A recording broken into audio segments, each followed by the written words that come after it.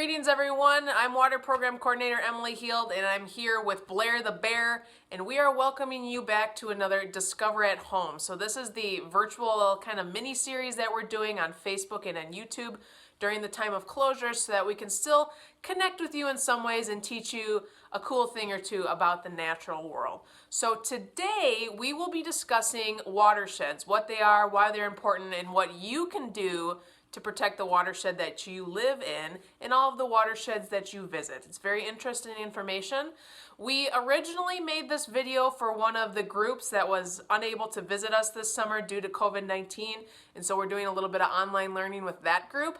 And we thought that watersheds were such an interesting topic, and we thought that a lot of other people would be interested in learning this as well. So we are modifying it slightly, we're shortening it and condensing it down into a video that we hope that you all enjoy. And so prepare yourselves to have your brains saturated with lots of cool information about watersheds.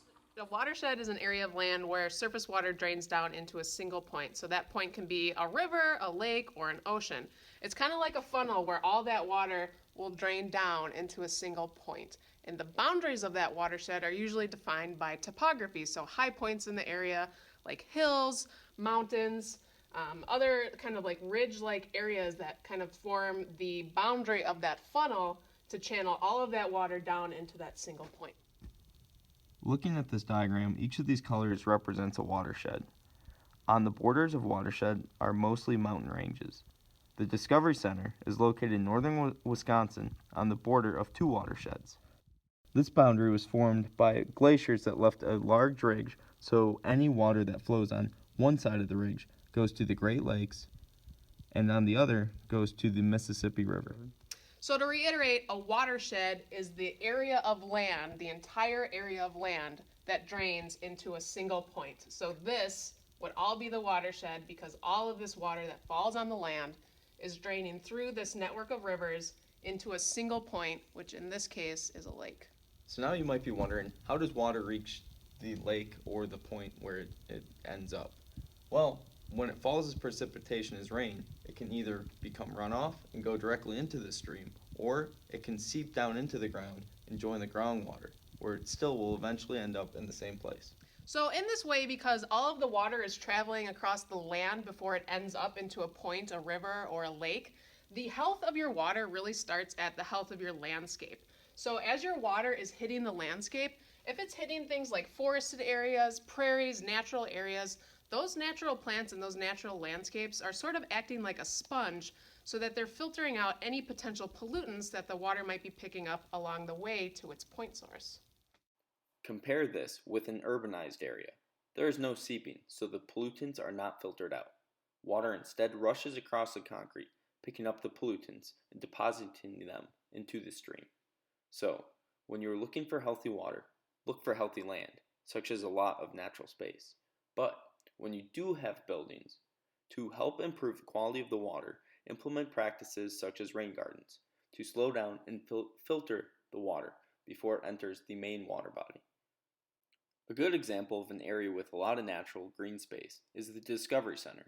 There's a lot of grass and trees to pick up and filter the water before it enters the water system. Compare that to the urban environment of Chicago. There's not a lot of green space, so the water that is running off into the streams and rivers has all those contaminants still in it. So why do we care about healthy watersheds and healthy water? Well, just like you and I need clean water to survive and thrive, so do all the plants and animals that we enjoy out in nature. Organisms like trees, birds, insects, all of those things rely on clean water to survive. The good news is that there are a lot of different ways that you can support natural diversities of areas and be an ally to nature. If you're able to, plant a native garden in your own yard, or if you don't have access to a yard, volunteer with a community group to help plant rain gardens in natural areas to help filter the water, removing all of those toxins from the water before they enter a water body. So a really good example of a native planting that you can do to help watersheds is a rain garden. So you can see we have a rain garden right here. And so all of the water that is running off from the roof, which is an impervious surface that water cannot penetrate down into, that will all run off the roof down into this native planted area that we have. so that it can percolate into the groundwater more slowly and filter out all of those pollutants that the water may have picked up from the roof and other hard surfaces. So to help minimize pollution, don't litter and don't put harmful chemicals into the ground. So that was a pretty broad, zoomed out view of what makes a healthy watershed. Let's zoom in a little bit and talk about what makes a healthy lake. One way we can get a good idea of how healthy the lake is by looking at the bugs and creepy crawlers that live inside of the lake. This chart lists many different aquatic invertebrates, such as a leech, which is very pollutant tolerant. It also has many other aquatic invertebrates that are not so pollutant intolerant, such as the sow bug or the dragonfly larva.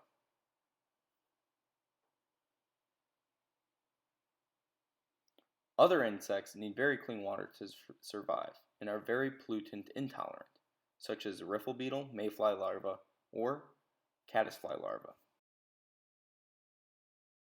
So having pollution tolerant species in your lake like leeches doesn't necessarily mean that you have a dirty lake, because they can survive in a wide spectrum of conditions. However, if you have species that are pollution intolerant, like a caddisfly larva, having those in your lake does indicate that you have good water quality, since they can only survive in that very small parameter of conditions of very, very clean water. You can use a simple little net just like this to carefully search the shoreline for aquatic insects, which can then be compared to a chart to give us some insight as to what the water quality might be like.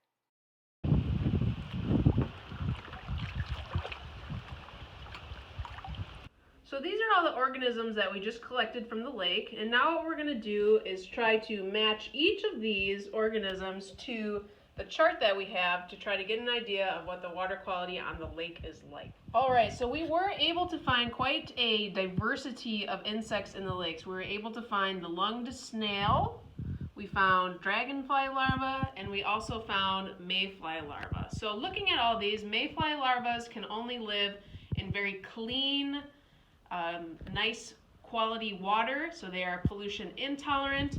We have dragonfly larvae, which are pollution sensitive, so they're somewhere in the middle of the road.